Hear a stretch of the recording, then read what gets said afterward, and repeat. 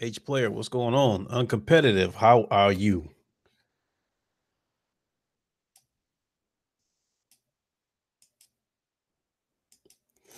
All right, let me go through the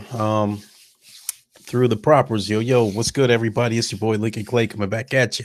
You know what to do. Hit the like button, hit the bell icon. The rest will take care of itself. If you're a new subscriber, welcome to the channel. Hope you're enjoying the content. And I'm just waking up from a nap, and I mean literally. I woke up like 10 minutes ago. I got out of work at 4:30. I came home. I tried to watch a couple of YouTube videos. I fell asleep, and I'm just now waking up. So I've been knocked out for like at least the last there's my alarm. Let me shut that thing off. I've been knocked out for literally the last 6 hours. Last 5 hours. Arian Drake, what's up? And so I didn't do anything this week, so I needed to get something in. Especially while all the news is still hot, got a lot of shit going on with the Fallout 76 and the fallout from that. We got the situation with the Battlefield, and how that's playing out. And, got some, a little bit of PSVR news. So I guess I could start with that, according to YouTuber Mitsuons,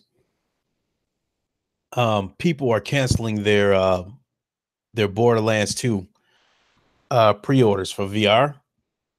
And I guess how this played out is I guess it was on Reddit or Twitter. Somebody from the development team that's working on Borderlands, he was asked a question about the controllers, the Move controllers in particular. And he responded by saying that, you would have full locomotion or teleportation with Move controllers, your choice. So I guess recently that same question was posed to him again. And this time the response was a little bit different, saying that you have full locomotion with the DualShock 4 or teleportation with the Move controllers, your choice.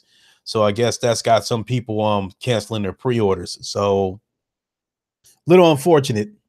Saris is great. What's up? And I was hoping that I was hoping that Borderlands would be the game that would get some more VR units off the shelf. I would like to think that Sony did pretty good for Black Friday, as far as selling PSVR units goes, because I think that was a can't miss, getting those bundles for $200 and $250 respectively. I thought that was a can't miss. And I definitely want to see VR grow, because it helps set the tone for the next generation. And I'd like to think that everybody who owns a VR now is happy with it, and they'll get one next generation, assuming that, however Sony prices it at the beginning of the generation, it is what it is. I'll still buy it. Other VR news is just minor news, nothing to write home about at all. But there is a Rubik's Cube type game. Jamal Kings, what's up? There's a Rubik's Cube type game at the PlayStation Store right now. It's only $10. I don't know if I'll get it or not. It looks like something that I might be done, that I might lose interest in it after about 5 or 10 minutes. But I thought the same thing was going to happen to me with Tetris. I thought it was a game that I'd only have interest in for about 5 minutes. Now I like it. I like it. So, I don't play it every day because I don't want to get burnt out on it. But and then the other thing is I got a lot of other games too. So I don't know. For $10, maybe I'll give it a try. There's also a game called In Death. And I think I heard somebody describe this game as Dark Souls in VR. But after watching a review from PSVR Without Parole, it looks like a repetitive, almost like a wave shooter. It has a medieval look to it, and there's monks, and I think there's monks, maybe zombies and skeletons coming at you. I'm not sure. And you got a bow and arrow, and you know you got to shoot them with your bow and arrow. That's it. You know, you clear a level, and then you go to another level, and the same shit happens all over again. And I guess the better you get at the game, the harder the game gets. But my thing is the game has no campaign. So because of that, I'm not interested in it. You know, I'm not interested in like a wave shooter, so to speak. I'm not interested in anything like that. Players United, what's up? And take a drink, everybody. J Dog, what's up?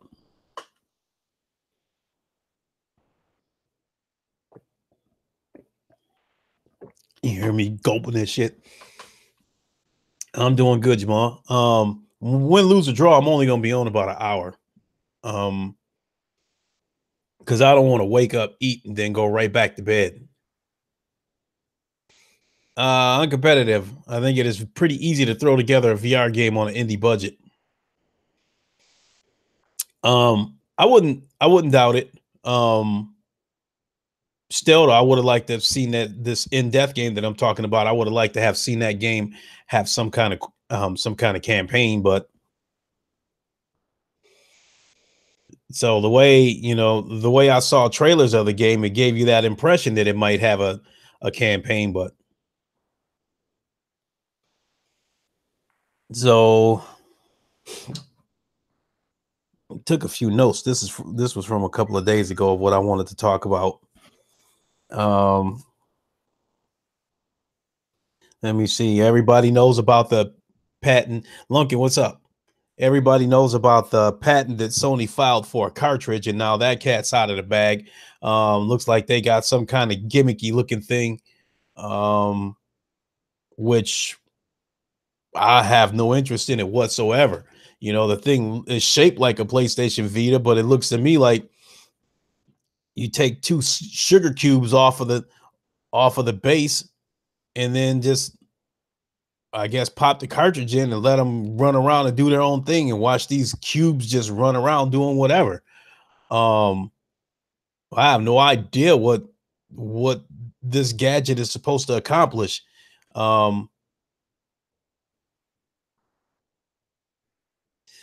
Uncompetitive. My next door neighbor told me that I should make the game I'm working on be done in VR. I didn't know you were working on a game, Uncompetitive. Oh, good luck with that. I think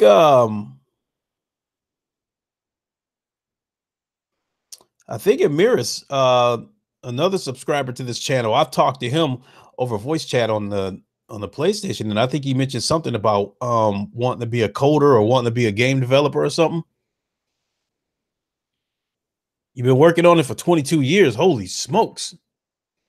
You've been working on a game for 22 years. I'd imagine have you had to keep retweaking this game, you know, a couple of years later, decide you don't like something about it and then got to tweak it again. So 22 years is a long time to be working on a game, my brother.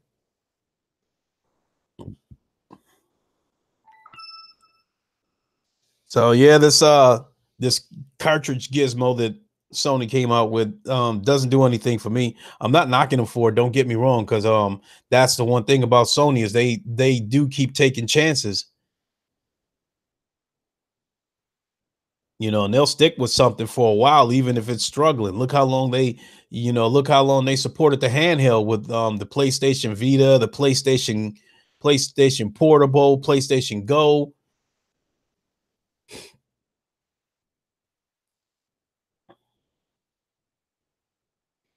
Okay, you've been working on tools, mainly a new programming language to boost my productivity. Otherwise, I wouldn't finish in my lifetime. Okay. All right. Well, hopefully, you'll get it done when you get it done. I'm sure you'll get it. It'll be done when it's ready, to put it that way.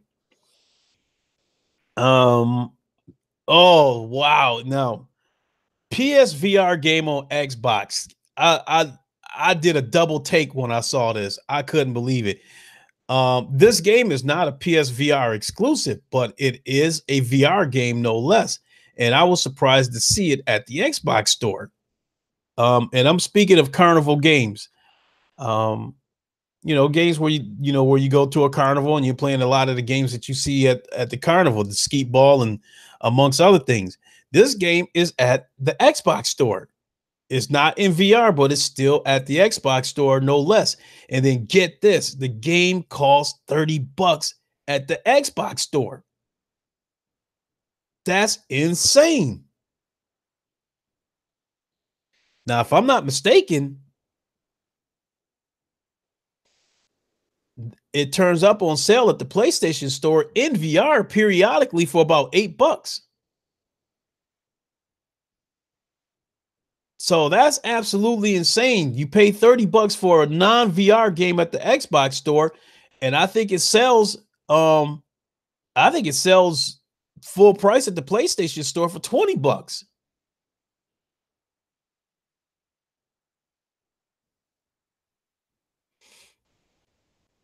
Carnival Games is on the Switch also.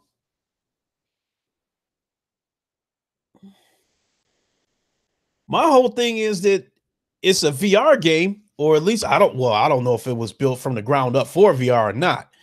But it's at the PlayStation store for $20. So if you own a PlayStation VR, in my opinion,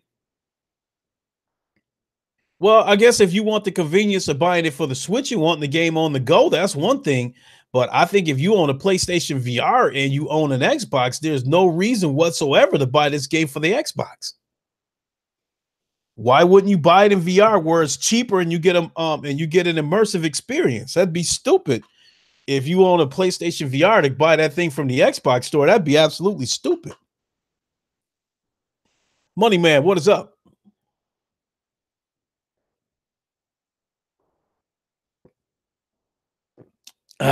Whew. Drinking some mango juice and ginger ale mix. Onrush is coming to PlayStation Plus in December. I'm not sure I know what Onrush is. Just a minute. Let me look this game up real quick.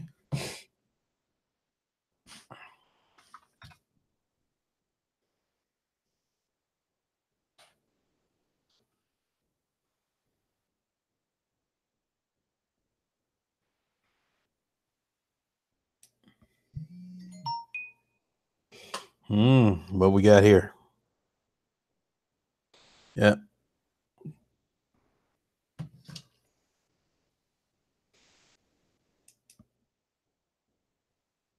One second, folks. I'm having to look at this Onrush game, so I got another window open.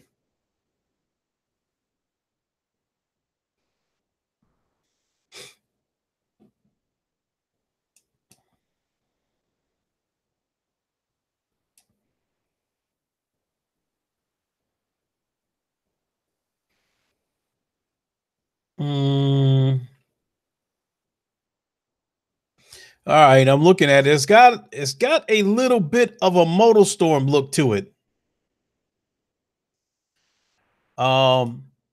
It's an okay looking game, but there's no way I like Players United. You bought this game this past 20 for Black Friday for $20.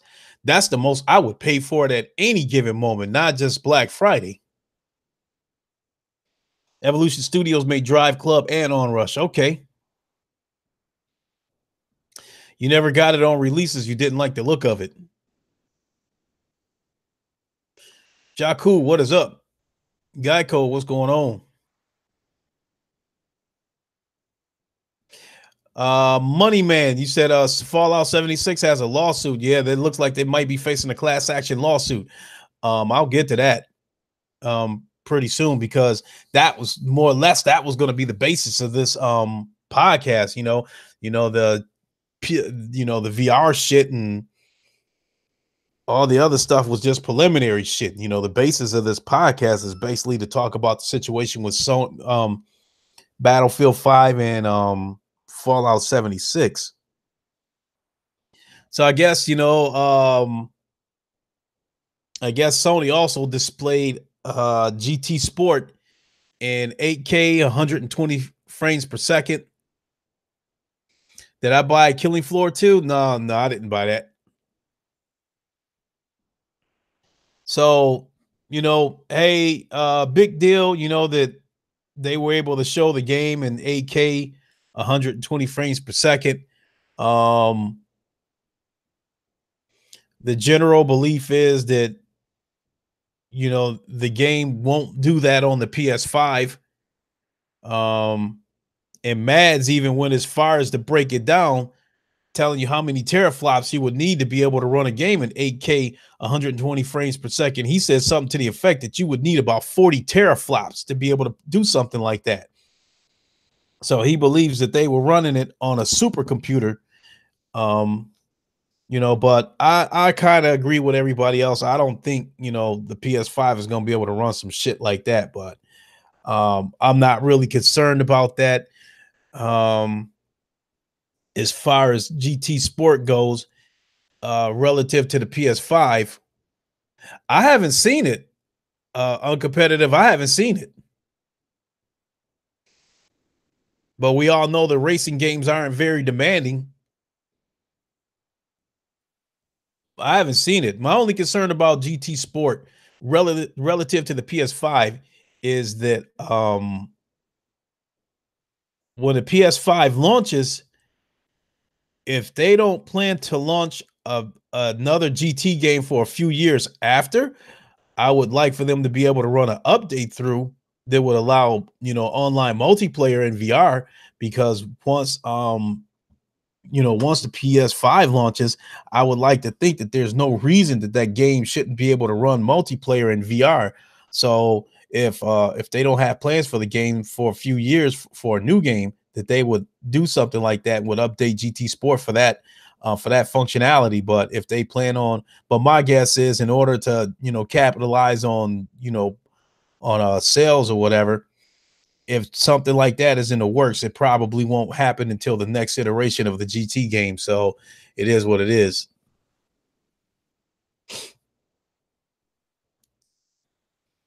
What if it was a replay?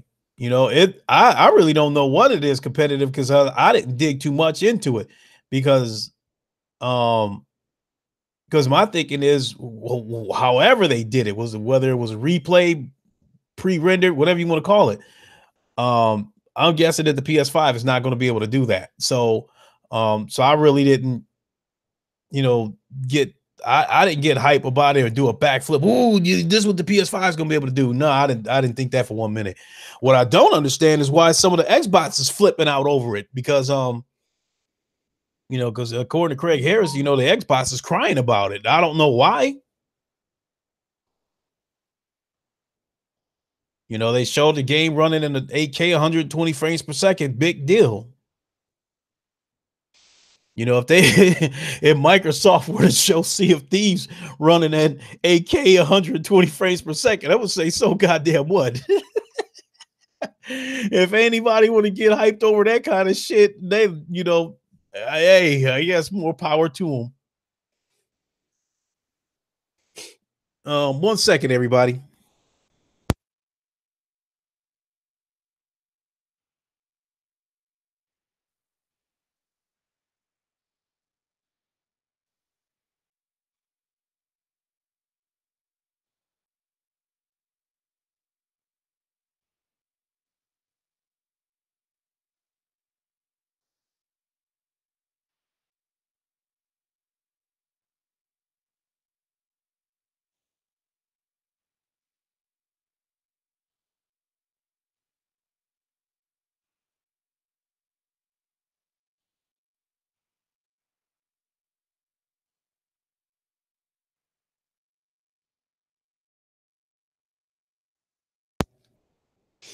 All right, folks, I'm back. Got a stuffy nose, so I had to go in the bathroom and go get this generic ass neosynephrine spray to open up the passages and shit.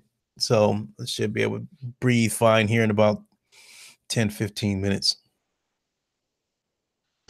So, so that's it on the 8K shit. My opinion, big deal. What else we got here? I think that's it. We can go ahead and go on to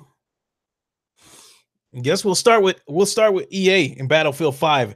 As you all know, that the game is, I guess, sales at a couple of days ago was reported that sales were down 50% compared to Battlefield 1. Now, hearing that sales are down like 63% or something like that in the UK or whatever the case may be. But in any case, the game is off to a horrible start. So much to the point that they knocked the game down to $30. And I think today or tomorrow is the last day that you would be able to get this game at $30, which I did pick the game up, but I did, leading into it, I rented the game first.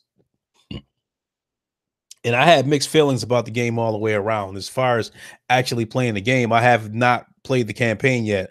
The multiplayer, I have played it.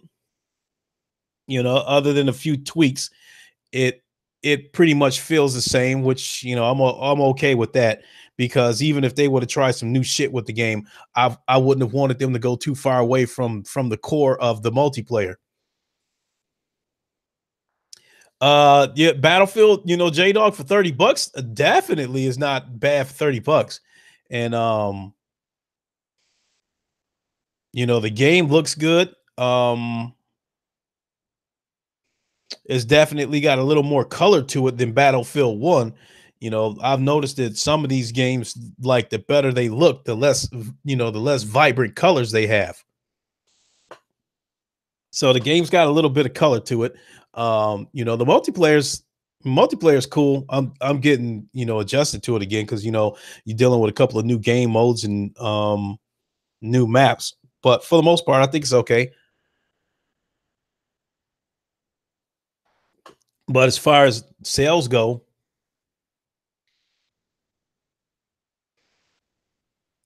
you said you think Battlefield 5 is difficult. Die in 3 seconds. Jakku, you said Battlefield 5 had horrible hit detection. It's like Op Mortar from Battlefield 4. Yeah. Guy code, you paid $80 for Battlefield. Oh shit. Not on my best day will I pay that much. Oh, Players United already hooked up with Thrash. We played it last Friday night. I think I was up till about 2 in the morning Eastern time playing with them. We played for a couple hours. It was pretty cool.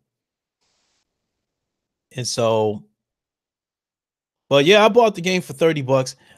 But as far as sales, as far as this game getting off to a horrible start, I kind of got mixed feelings about that too.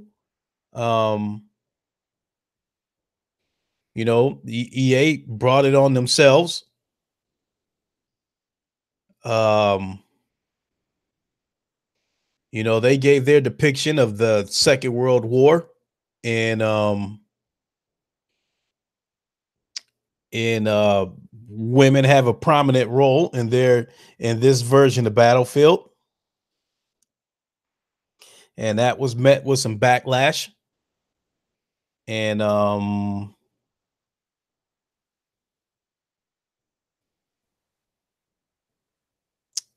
don't know, boy. That's this gender shit in video games and stuff. That's a really touchy subject, because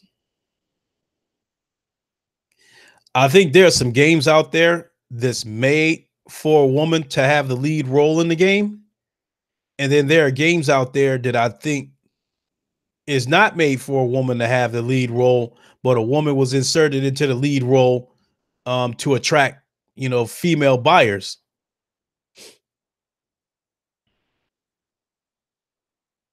And I think it's the same way with some of these action movies. Some movies are meant for a woman to have the lead role, and some movies are not. When I'm watching a movie where a woman is, being Rambo and shooting up a whole fucking city by herself, I don't get into those kind of movies. Because I really don't even watch it when a man is in that role because been there, done that with the Sylvester Stallone Rambo shit where he's shooting everything he hits, but 36 men, somebody can't even seem to as much as hit him in the shoulder, but he gunning down everybody. I don't care if it's a man or a woman in that role. I just don't get into those movies.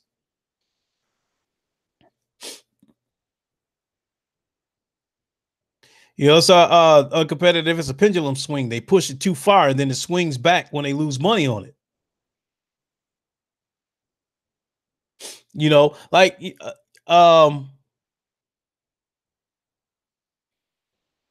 take The Last of Us.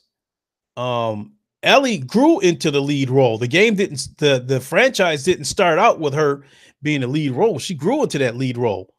And I'm absolutely fine with that movie. I was at that game. I was absolutely fine with Uncharted Lost Legacy. I thought that was a great game. But same thing, Chloe wasn't thrust into that role.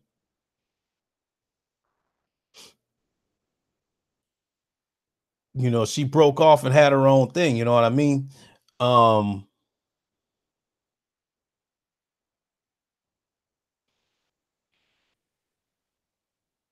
but I don't know. Some video games, I do like a little bit of realism to it, or at least sound theories. And when you have a movie where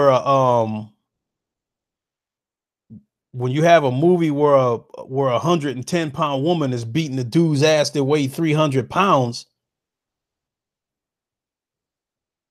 if it's a comic book movie, then I'm cool with that, but um certain situations, nah, if it's supposed to be something that's supposed to be realistic, then nah, I might not, I might not be into it. It ain't gonna be anything that um that I'm gonna be in a hurry to watch. That's just, boy, that gender shit, is like, I guess I could sum it up like this. I think that it seems like we getting to a point, like that Robin Gayman when he was, you know, kind of lashing out at Naughty Dog for pushing this female agenda. I don't have anything about I don't have anything against game developers or even movie studios making movies where women are in the lead role. I don't have a problem with that. What I do have a problem with is these SJWs jumping in and acting like they demand that a woman has to play every single fucking role, in a game or a movie. That there are certain, depending on the stories, a certain movie or a certain game calls for a certain character to be the lead role. It doesn't always have to be a woman. It doesn't always have to be a man. It could be a fucking alien for all we know. But the SJWs is pushing this agenda where it's like every fucking movie there has to be a woman in the lead role. So, I wish those SJWs would go, go save a whale or something like that and stay the fuck out of our business. Take that shit somewhere else.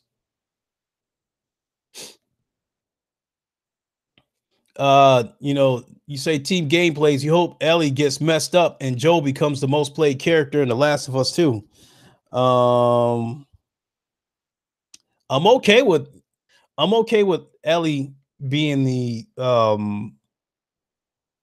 lead person throughout the game because I didn't have a problem with Chloe being the lead person throughout the Uncharted Lost Legacy game. But I do hope that Joel does have a big part of the game, not because he's a man, just because the game was centered around him. The game started out being about him. So I hope he still has a big role in the game, and I hope they don't kill him off.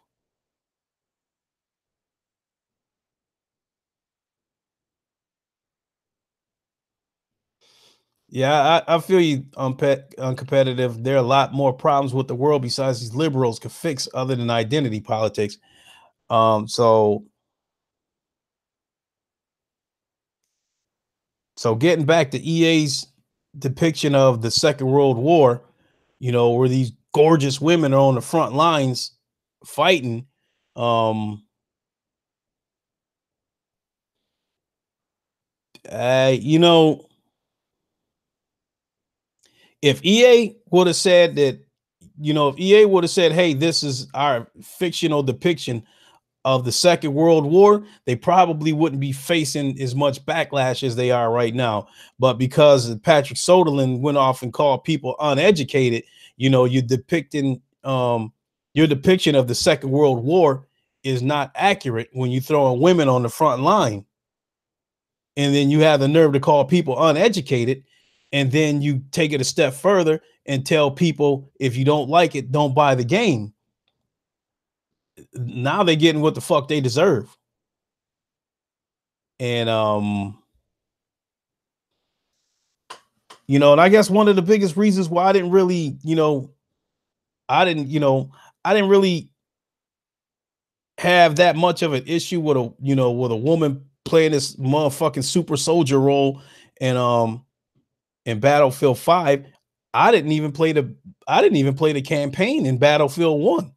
Because I really do. I like the multiplayer and I like that destructible environment because it definitely adds a different twist to the game. Because unlike, Call of Duty, if you go run and hide in a building when there's some kind of missile strike coming in, you can only hide in that building for so long before it's completely demolished. So I do like the multiplayer aspect of Battlefield. So I had already had my mind made up that if I did buy Battlefield 5, it probably wasn't going to be for the campaign. It was going to be for the multiplayer. And so with that being said, I'm okay that I paid the $30 for it because I'm only interested in half the game. This is one of the few games where I'm not really interested in the campaign.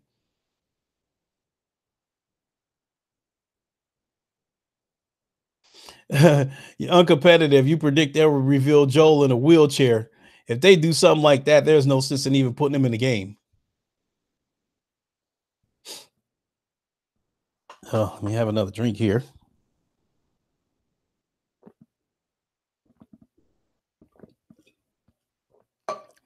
So EA is having a pretty rough go right now. They caught that backlash from Star Wars Battlefront. Now they catching this shit from Battlefield 5. Not to mention, said you think the media was looking for a reason to bash certain games? Yes, but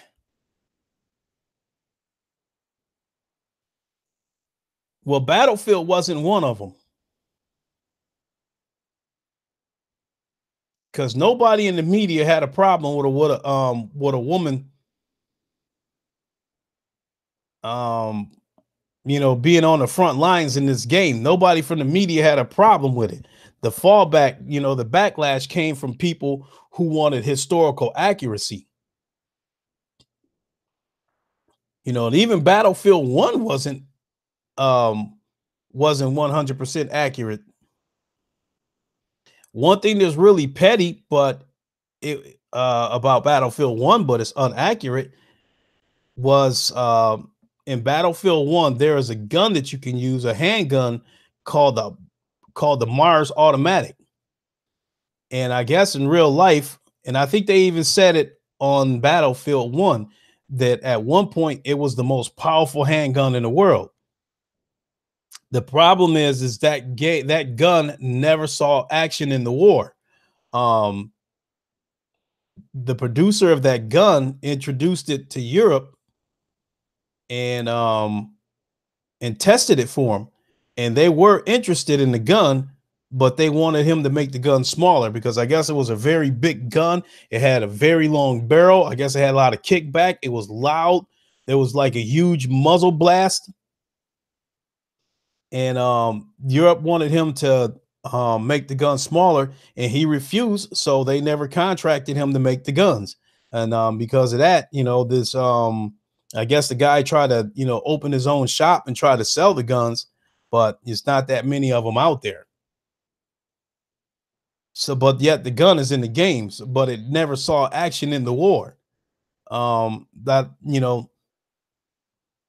nothing that I'm gonna make a big deal of because you know it's a game. Some people want historical accuracy, so it is what it is. Um, so I think if EA wanted to put a woman in the role of Battlefield 5, fine, but don't turn around and tell these people that you expect to buy your game, call them uneducated and tell them if they don't like it, don't buy it. Um, EA just learned a painful lesson about talking to your consumer base, talking down to them. And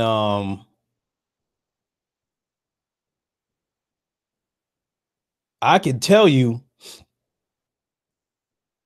I've seen I've seen people set up stores, at my age, I've seen people set up stores in the hood.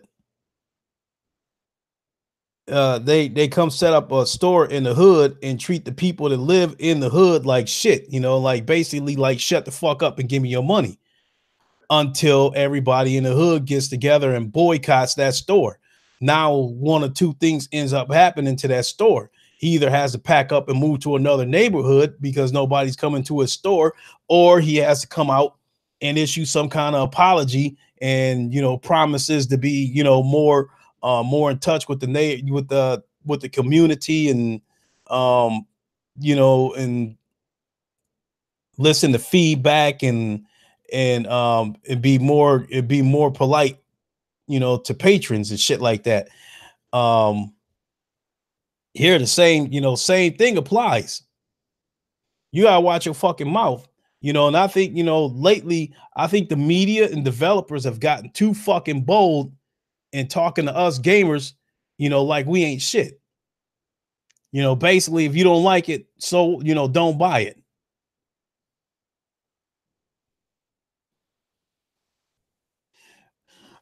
Spartan guy, crap gamer says Sony loses Black Friday. Another lie.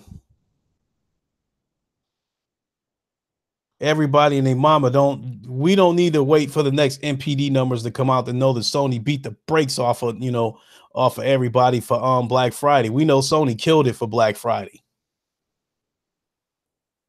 What I'm curious about on Black Friday is how many VR units did they sell?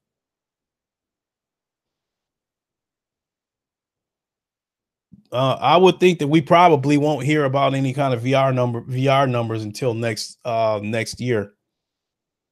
But I'm hoping that they sold at least a 500,000 for Black Friday. I know they sold a few I know they sold a few of them, because a few people have contacted me and told me they picked up a VR on Black Friday. So I hope they sold a good amount of them. So now let's go ahead and uncompetitive. I will make a slight correction there. It isn't developers but publishers that need a smack in their smug mouth. Okay, yeah. I'll go with that one, competitive, because a lot of these developers, a lot of them is just you know saying what the publisher is telling them to say. So that part I get. But Patrick Soderlund he's part of the publisher and not the developer. So I mean, I think he was the one that was saying people was uneducated and telling people don't like it, don't buy it, so he's part of the publisher. So yeah, in that aspect, yeah, I can, I guess I mean publishers and not so much developers, but you get where I'm coming from with that.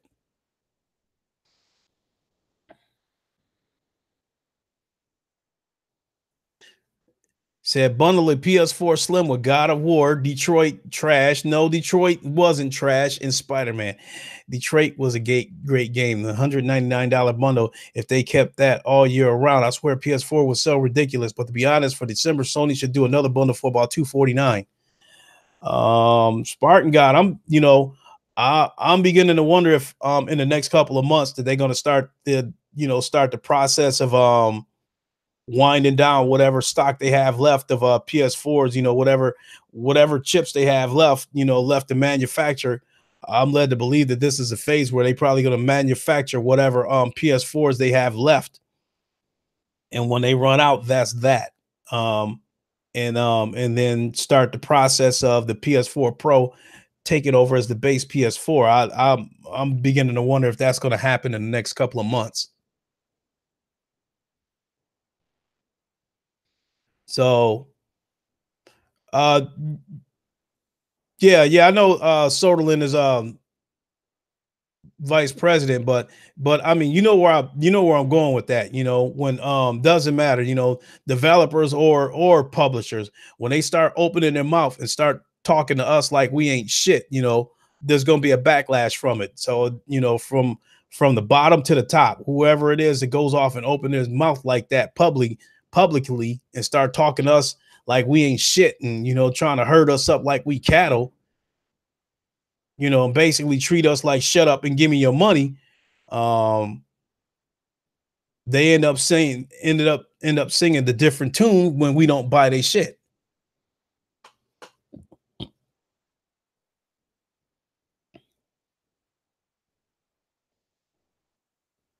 And that also takes us over to Bethesda. Um, there's a part of me that says anybody who bought Fallout 76 and don't like the game and think the game is fucked up, there's a part of me that feels like you got what you deserve because the man gave you a warning that the game was a beautiful mess. So if somebody tells you something like that, I don't know what you expected to happen if you went off and bought that game. I don't know. I mean, did you buy the game to see if he was telling the truth? I mean, why would you buy a game if you already told the game was fucked up?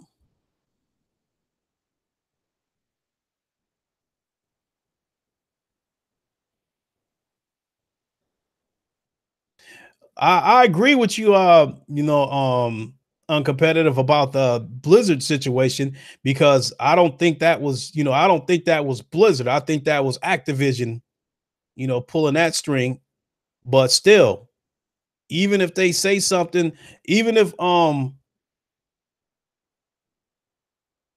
like Dice, for instance, anything they say is pretty much something that EA tells them to say, or something that EA is okay with them saying. But the point is, if you tell somebody if you don't like it, don't buy it. It doesn't matter whether it's the developer talking or whether it's the publisher talking. There's going to be a backlash from that. God of Games, what's up?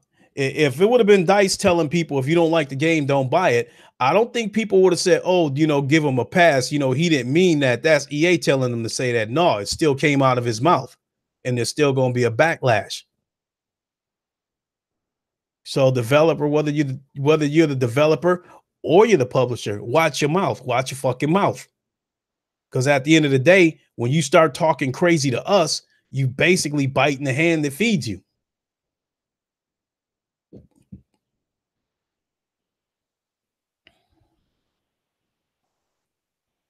So, and I guess as far as that rumor about them putting Diablo 4 for PC but held it back because it wasn't ready, they probably should have dropped some kind of hint that that's coming in the future instead of pulling that shit that they did and lead everybody to believe that they was being brought there to see the next iteration of the game for the PC. That was a big fuck over right there. So whatever backlash they getting, they deserve it, whether they did it on their own or whether Activision, pulled that string.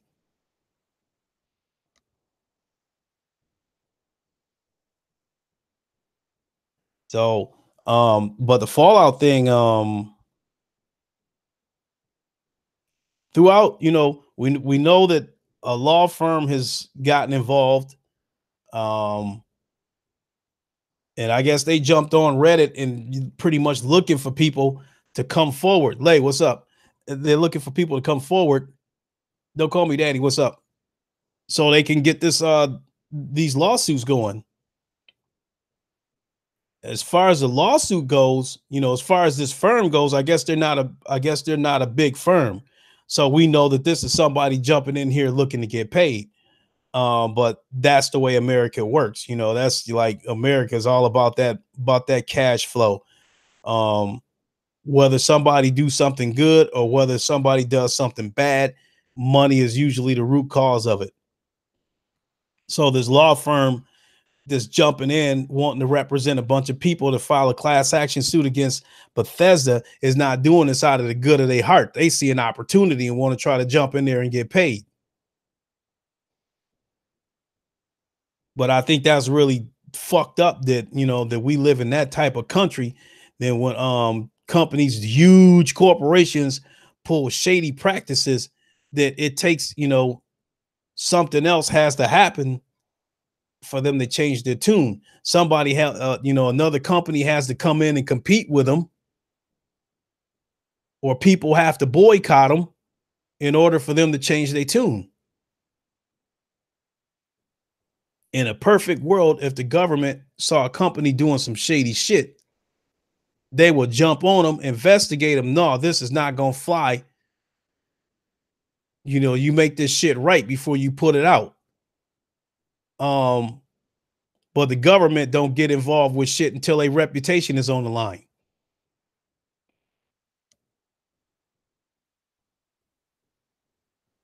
So,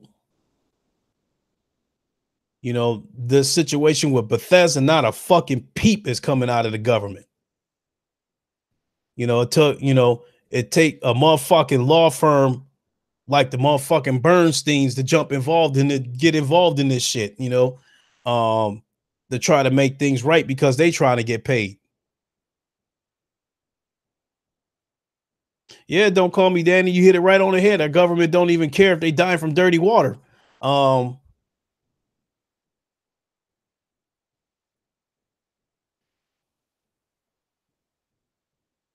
And from what I understand with the Flint water situation, some, officials over there had to know that shit was going to happen because I guess they opted to get their water from a different source in order to save money.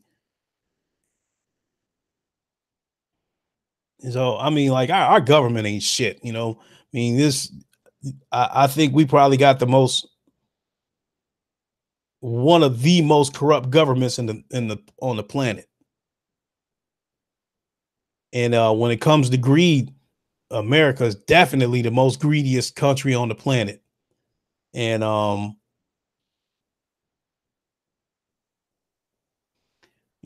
the years, corporations have gotten more and more bold about the shit that they do. I know when I was a kid, corporations played the good guy role. They would do dirty shit behind closed doors in terms of dealing with lawsuit shit like that. But now it's just getting to the point where they just talk to you any old kind of way, straight in your face, and don't really give a fuck because the government ain't gonna do anything to them.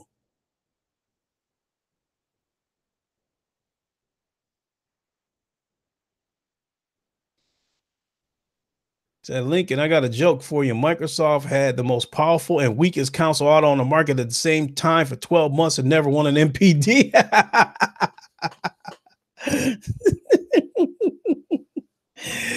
Damn, you absolutely right about that shit, Spartan God. But that just goes to show you right there, exclusives matter. They try to run that narrative that exclusives don't matter, single player games don't matter, that kind of shit is dying off. The proof is in the pudding. Without content, your shit is not going to sell. So that situation with Microsoft is poetic justice.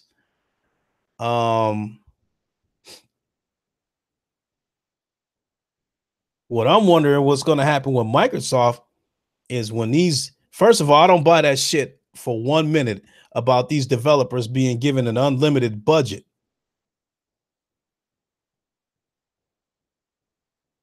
I mean, you could isn't budget why they shut down Scalebound and Fable? And all of a sudden you ready to pour money out all over the fucking place? Why was money an issue then, but it's not an issue now?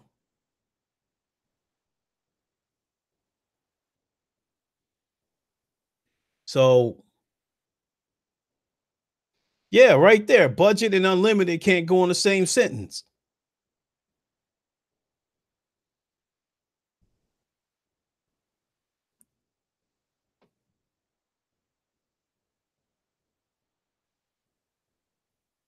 So what I want to know is when they roll out these bootleg developers that they got, they are going to be on a limited budget. I don't give a fuck what Microsoft is talking about. It's just to me, it's just feeding their hardcore.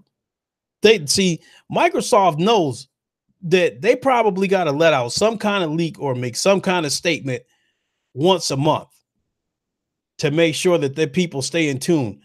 You know, I know that it takes time. They acquire these studios, and I know that it takes time.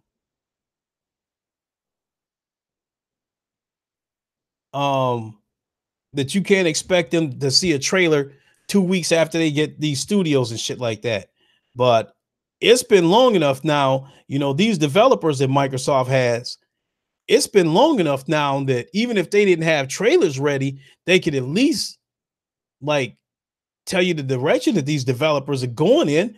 Because hell, they if they put up a you know, a promo poster of Battletoads. I never even heard of Battletoads. I know nothing about what this game is about. Entertainment Wizard, what's up? I don't know a goddamn thing about Battletoads, but they did let you know that the game is on the way. The game is being worked on. The rest of those developers, they didn't tell us shit. The rest of those developers, they should have been able to at least put a picture up, you know, and coming from the initiative, you know, and put a poster up of whatever game they might be working on. They didn't do any of that shit. But Microsoft knows all you got to do is every once a month just say you working on something, saying you making your next move, and the Xbox will be happy. You know, I don't know. I don't know. I think personally, it don't take much to please them.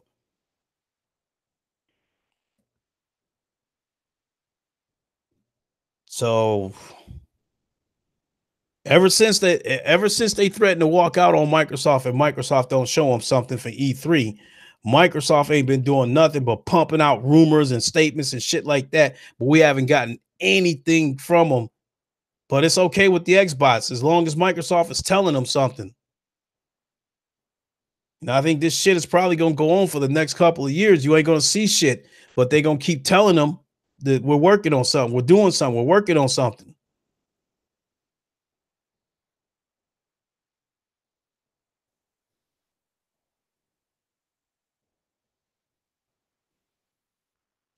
Um, you know, I can't knock Fatal for being excited about Battletoads. He has a different taste in games.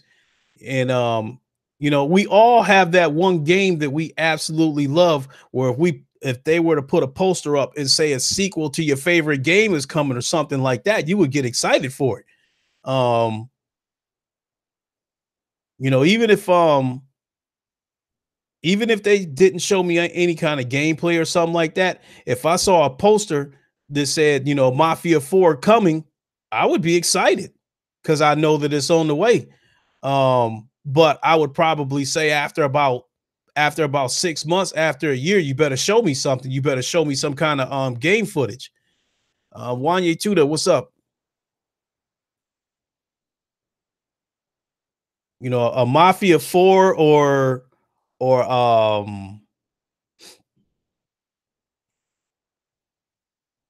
you know, I know that another, you know, GT game is on the way. Um So I don't need them to put a poster up and say GT6 or whatever it may be. I know it's on the way. And I know that at some point, we're gonna see some kind of footage from it. Yeah, uncompetitive. That's exactly where I took my name from Mafia 3. I thought I love Lincoln Clay in that game. And I love how they didn't hold back about how racist things was back then. So I love that they didn't hold back. And I love that they said that. And they said for them to not accurately depict how things were back then would be doing people a disservice who play this game. And I agree. And that's what I love about that game is that I guess historical accuracy. I love that the game for the most part was historically accurate in terms of racial tensions back then. Cross burnings and shit like that, going on back then. I love that the game didn't hold back on that stuff. And I took great delight. I damn near had a heart on killing the KKK in that game.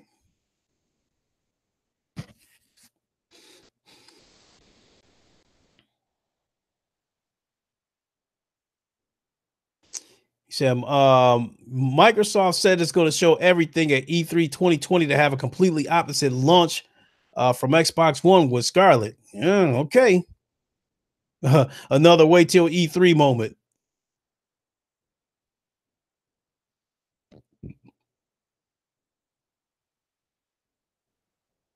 Video games are, for some, the only way some people can learn history, so they should get it right in the campaign at least. I agree to an extent because at the end of the day, it's still entertainment, though.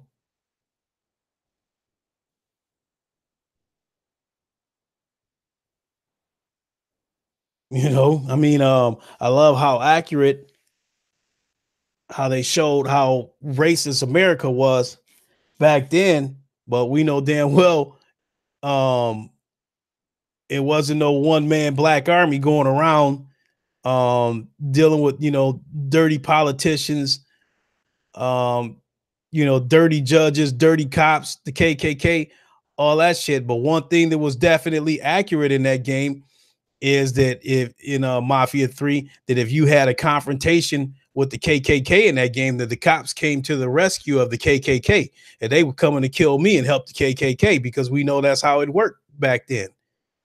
To some degree, it's still like that now. The KKK still hold rallies and shit like that and still have police escorts, police protection and shit. They preaching hate and getting protection for it.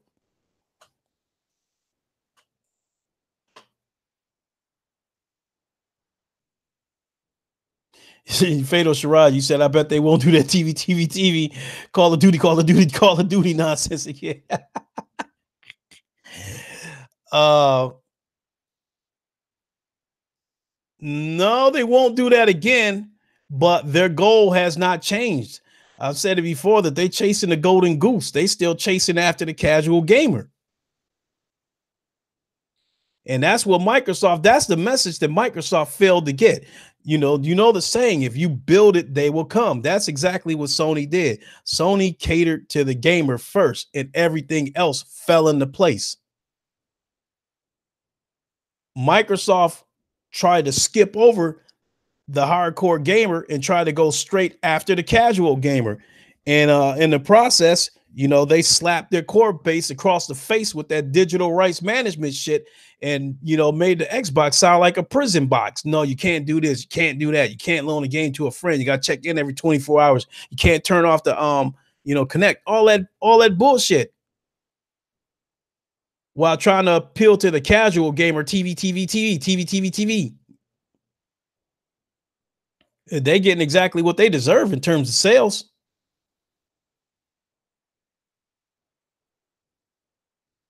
When you look at the big picture of how this whole generation played out, in my opinion, Microsoft sold way more consoles than they were supposed to.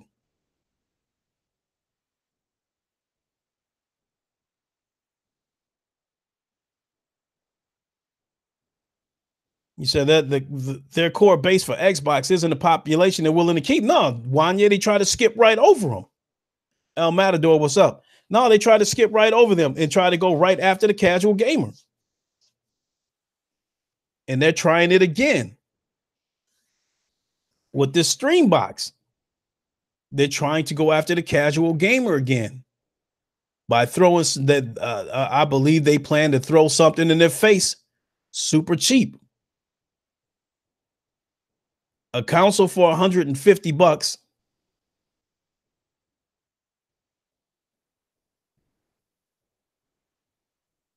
You say you agree it's the worst successful console of all time.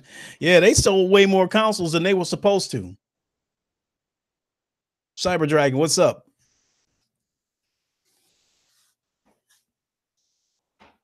But I think a lot of people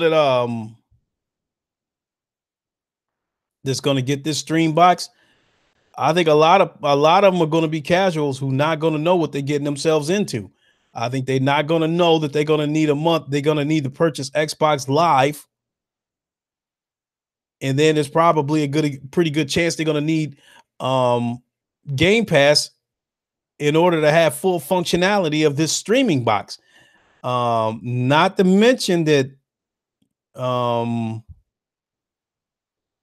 don't know what is going to be the required bandwidth that you're going to need, in order to stream properly. But I'm sure that Microsoft is going to sugarcoat it. If you need at least 20 megs to make this shit run right, Microsoft's going to make it seem like you only need 4.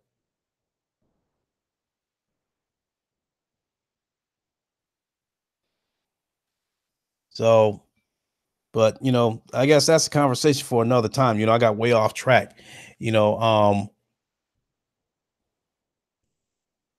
So I guess the moral of the story is, getting back to the situation with Fallout 76 and Battlefield 5 is that I think these publishers, along with the media, was just getting too fucking bold and was just starting to talk to us like they was just getting too crazy with the way they was talking to us. You got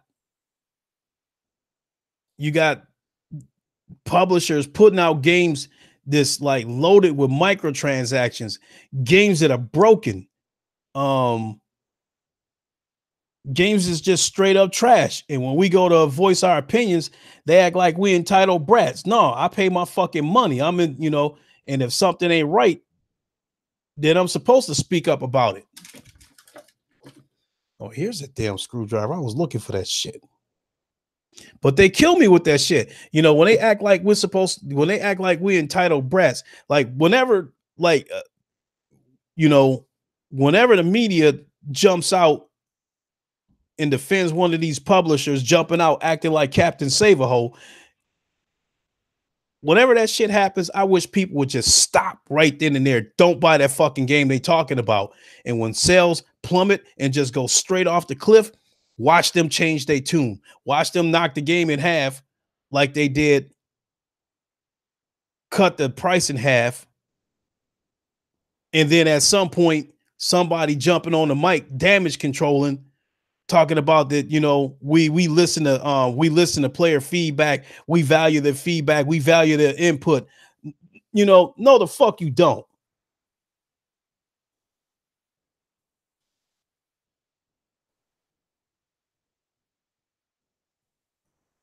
So I think right here, I think the situation with Battlefield and Fallout should be a lesson to these publishers and the media not to talk to us like we, like we some fucking kids. Because if you get us mad enough, we won't buy your shit. And then you're going to be forced to make desperate moves because now you got to appease these investors that you promised them all kinds of crazy profits. Now you scrambling to try to move these games off the fucking shelf and generate sales and shit like that, because now you're trying to, now you're trying to deliver on a promise that you made to these investors.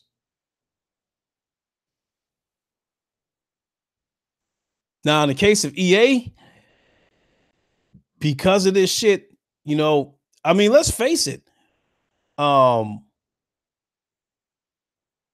I don't think this Battlefield, in terms of what in terms of me playing it, I don't think this Battlefield is a bad game as far as the multiplayer goes.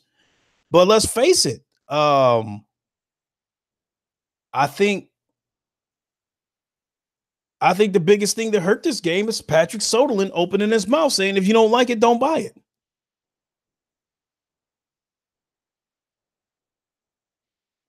Because I don't think it was a situation where Call of Duty beat the brakes off of Battlefield. I don't think it's a situation where Red Dead Redemption beat the shit out of Battlefield. Because if the game is good enough, whoever wants the game, like if you make a good enough game, let's put it this way. If there's 3 games out there that I want, that's all coming out at the same time. If I want all 3 of those games bad enough, I'm going to find a way to get it. And the same thing applies with Battlefield.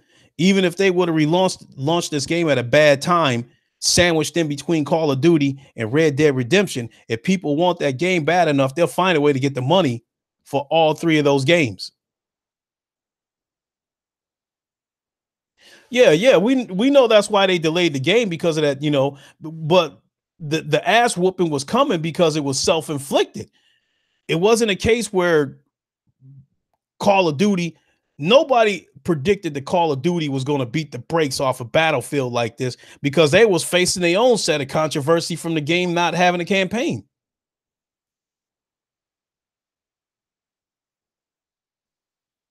I think Red Dead, out of those 3 games, was the only game that wasn't marred with controversy leading up to the launch.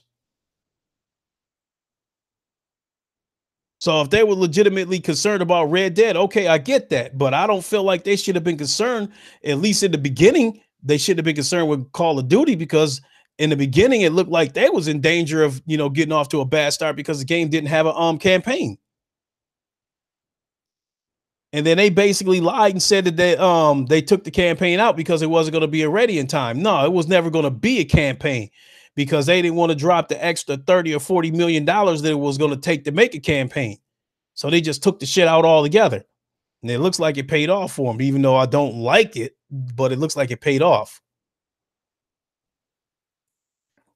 But let's face it, a big chunk of what's happening with Battlefield right now is Patrick Soderlund opening his mouth, calling people uneducated and saying, if you don't like it, don't buy it.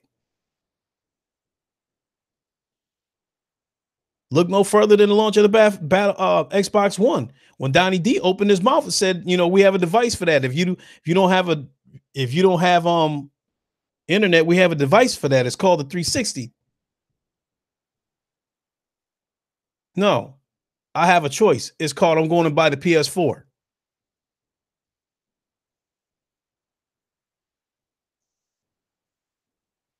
And like I said, I think the situation with Fallout 76 and Battlefield 5 is going to be a wake-up call to these developers and the media who want to try to suck these publishers balls, that you better watch what you say, because if you get to talking to us too crazy, nobody gonna buy your shit.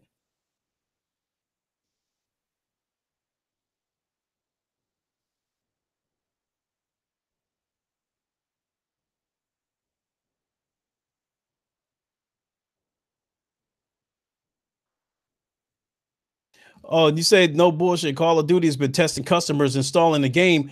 Ask if you want to download the single player. Yeah. Oh, so I get what you're saying. They basically, they act like you was given a choice, but what they was doing was taking analytical data to determine whether they even need to make a single player or not. And I believe that. I believe that 100%. That doesn't mean that they didn't want the campaign. It just meant that they liked the multiplayer more.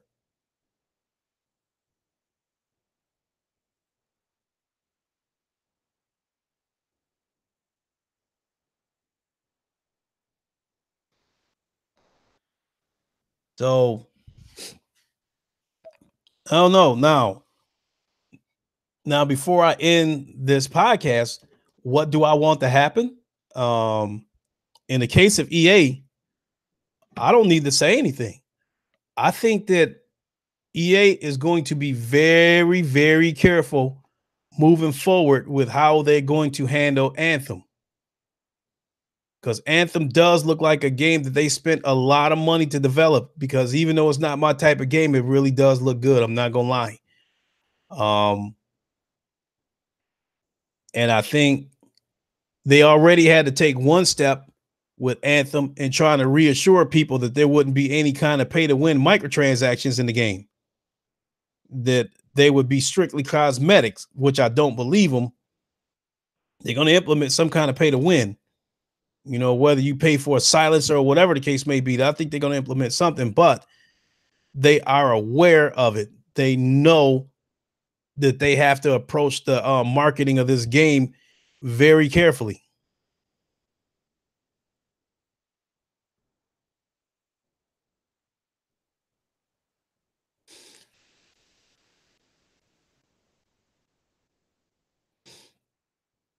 In the case of Bethesda, uh, the situation with Fallout, I think their luck has finally ran out because, I understand they have a history of releasing broken games and it finally caught up to them. And now the way they're handling this debacle with giving people refunds, first they was going to give somebody a refund and told them it would take some time to get the process started. And then they turn around and give him a message the next day and say he was ineligible for a refund. That game was a cash grab right out the gate. Because the fact, the most telling blow is that the game wasn't on Steam, because I understand they got a pretty good, refund policy with Steam, and the game wasn't on Steam because Steam probably would have gave a lot of people their money back and they would have ended up taking a hit. So it was clear this shit was about to be a cash grab. They're trying to take as much money as they can and then just deal whatever shit was going to happen. But I think they luck finally ran out. I think that, and then you're going to say that the next Skyrim or Elder Scrolls or something like that is going to use this Fallout 76 engine. Good luck trying to sell that game. Now, in the case of what would I like to see happen to Bethesda, I don't want this situation to bankrupt them. Not yet. Because don't forget, I still don't like them motherfuckers for trying to pull that shit on Sony, threatening them with the crossplay shit. I still don't like them for that shit. Now, the situation with Fallout 76, I don't want this game flopping to bankrupt them because the shit is already on sale. The shit already down to $35 or whatever. What I would like to see happen in the case of the Fallout 76 situation, I would like the game to damn near bankrupt them.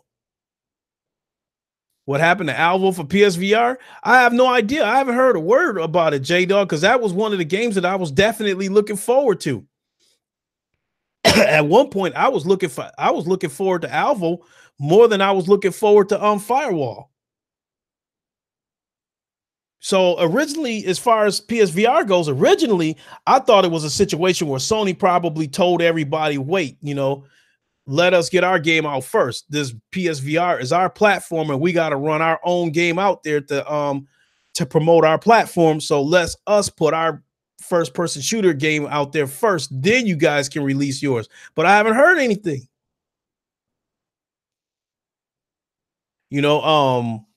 I haven't heard anything from Alvo, and then the Special Forces VR. I'm told, I think I'm hearing that they basically. It was supposed to look like some Rainbow Six shit, but they redid it and it looked like they turned it into like some kind of,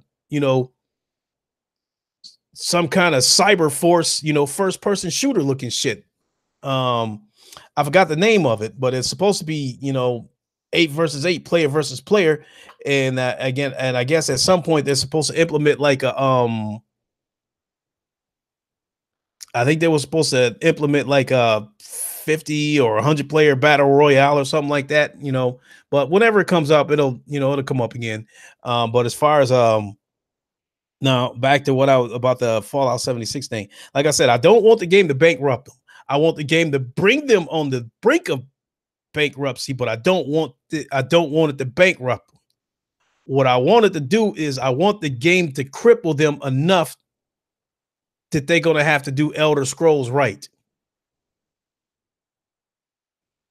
I want it to be a situation where I want Fallout 76 to hurt them enough that when they go to develop Elder Scrolls 6 or whatever it is, that they have to do it right, where the future of the company is hanging in the balance on them making a good game. Where if they fuck up with Elder Scrolls 6, that'll be enough to close them down. That's the situation I want them to be in. I want their backs up against the wall with Elder Scrolls 6.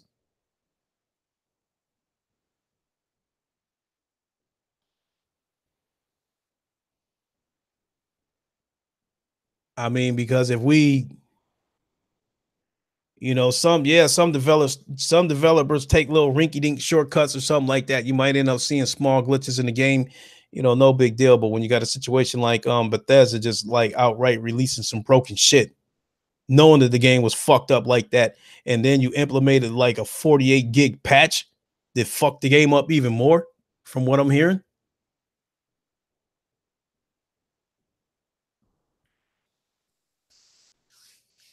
So, but all in all, I'm glad that this shit is happening to Bethesda and EA. Wanye Tuda, I meant to say that because that's something you said. Microsoft is going to buy Bethesda now. If this situation with Fallout 76 cripples them financially, I can see Microsoft swooping in and buying them because Microsoft will have caught them in a vulnerable state. So I can definitely see something like that happening. That's definitely something that crossed my mind, and that is definitely something that I meant to touch on this podcast. But it's been so much news flying around the last couple of days, I just could not remember all of it. But I'm glad you brought that up, Wanye, because I really believe that if this class action suit gets going and they end up having to give everybody a refund that bought it, it might break their fucking back, and they might go knocking on Microsoft's door asking Microsoft to pick them up. Todd Howard was awfully pally with Microsoft lately. Yeah, I mean, I'm under they was definitely pally with Microsoft because look how they jumped up and white knighted for Microsoft and crossplay.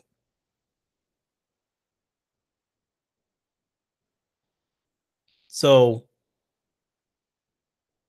yeah, Bethesda is fine now, but let's see how this but there's no question that their reputation is on the line now because this shit is blown up, and it's widespread across the internet gameplays, and they're gonna need to do something to get back in the good graces of gamers. I mean, look, it's only so much you can fuck people over and just keep doing it. Look what's happening to EA now. You could make a case that they're the biggest game publishers out there. And look what the hell happened with Battlefield. Look what happened with Battlefront 2. And now looks what's happening with Battlefield 5.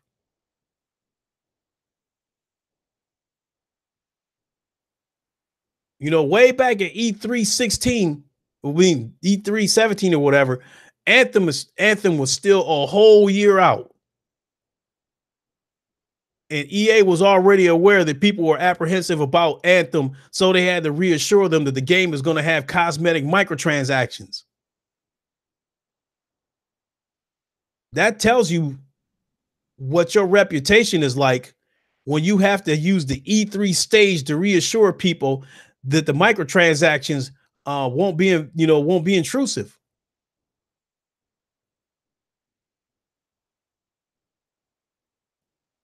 Sarah's is great. I don't want Bethesda to die.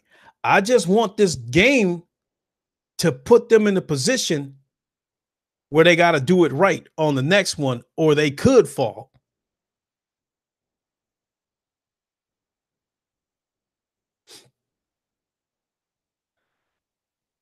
I'm the type of person that like maybe like a fist fight, for example. Somebody, puts me in a position where I have to fight them, in most cases, I won't try to kill them. I'll just do enough to them for them to get the message. Once they get the message, I'll stick my hand out and pull them up off the ground and say, okay, now we can start over again. So, same here. I don't want, I ain't gonna say that I want Bethesda to go bankrupt, but I want Fallout 76 to deliver a hard enough blow to them that they'll have to deliver a quality game on their next outing, or it could jeopardize, it could jeopardize the existence of the company.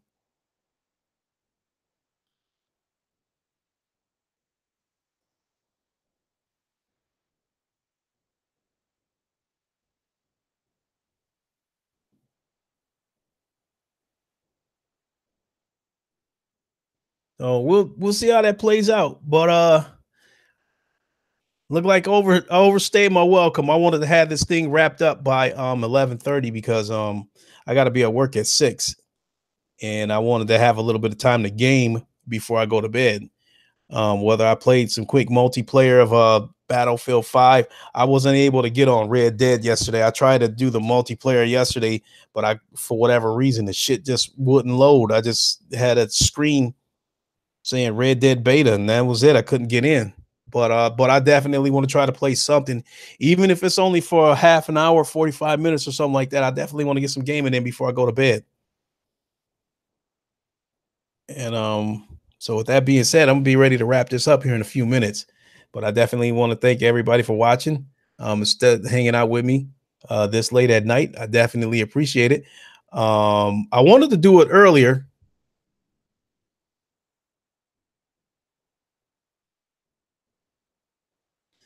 I wanted to do this earlier, but I was aware that Craig Harris had a podcast earlier today. Thank you, Uncompetitive. I appreciate it. I was aware that Craig Harris was on, and I didn't want to bump heads with him. So I missed this podcast, but I'm glad I missed this podcast because it'll give me something to listen to while I'm at work tomorrow.